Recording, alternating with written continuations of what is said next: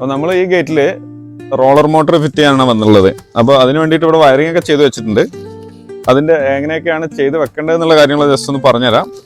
അതായത് നമുക്ക് ഇവിടെ മോട്ടറാണ് വരിക, ഇവിടെ ഒരു മോട്ടർ വരും, ഇവിടെ ഒരു മോട്ടർ വരും. അപ്പോൾ ഈ മോട്ടറിലേക്ക് 2 വയർ വരണം. ആ 2 വയർ വരുന്നത് കൺട്രോൾ ബോർഡിൽ നിന്നാണ് വരിക. വയർ എന്ന് പറയുന്നത് 2 കോർ വയറാണ് വരിക.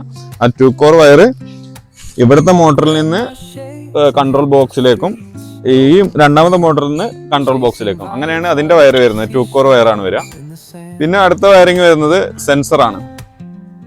ഇവിടെ ഒരു സെൻസർ ഉണ്ട്, ഫോട്ടോ സെൽ സെൻസർ. ഈ സെൻസറിൽ നിന്ന് ഒരു കാറ്റ്സിസ് കേബിള് നമ്മുടെ കൺട്രോൾ ബോർഡിലേക്ക് ചെല്ലണം. അതുപോലെ തന്നെ ഇവിടെ വെക്കുന്ന സെൻസറും, ഈ സെൻസറിൽ നിന്നുള്ള വയറും എന്താണ് ഒരു കാറ്റ്സിസ് കേബിള് നമ്മൾ കൺട്രോൾ ബോക്സിലേക്ക് ചെല്ലണം. നമ്മൾ ഈ ഒരു സൈറ്റിൽ നമുക്ക് വേറൊരു ഫോട്ടോ സെല്ലും കൂടി ഒരു പ്രൊട്ടക്ഷന് വേണ്ടിയിട്ട്, സെക്യൂരിറ്റിക്ക് വേണ്ടിയിട്ട് നമ്മൾ ഇവിടെ ചെയ്യുന്നുണ്ട്. ഇവിടെയും അതിന് ഓപ്പോസിറ്റും ആയിട്ട് അവിടെ ചെയ്യുന്നുണ്ട്. അപ്പോൾ അവിടെ നിന്നും എന്ത് ചെയ്യണം, ഓരോ കാറ്റ്സിസ് കേബിൾ നമ്മളെ കൺട്രോൾ ബോക്സിലേക്ക് ചെല്ലണം. എല്ലാ കേബിളുകളും വരുന്നത് ഈ കൺട്രോൾ ബോക്സിലേക്കാണ്. ഇവിടെയാണ് കൺട്രോൾ ബോക്സ് ഒക്കെ ഉദ്ദേശിച്ചിട്ടുള്ളത്. അതിന് വേണ്ടിയിട്ടുള്ള വയറിങ് ഇവിടേക്കാണ് ചെയ്ത് വെച്ചിട്ടുള്ളത്.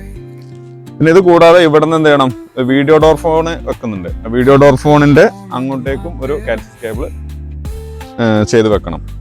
ഇത്രയും കാര്യങ്ങളാണ് നമ്മളൊരു ഗേറ്റ് ഓട്ടോമേഷൻ ചെയ്യുമ്പോൾ വയറിങ്ങിന്റെ കാര്യം ശ്രദ്ധിക്കേണ്ടത്. ഇതിപ്പോൾ റോളർ ടൈപ്പിന്റെ വയറിംഗ് ആണ് പറഞ്ഞത്. ഓരോ ഗേറ്റിനും വ്യത്യസ്തമാണ് വരിക. ഇപ്പോൾ റോളർ മോട്ടറിന് ഈ രീതിയിലാണ് വരിക.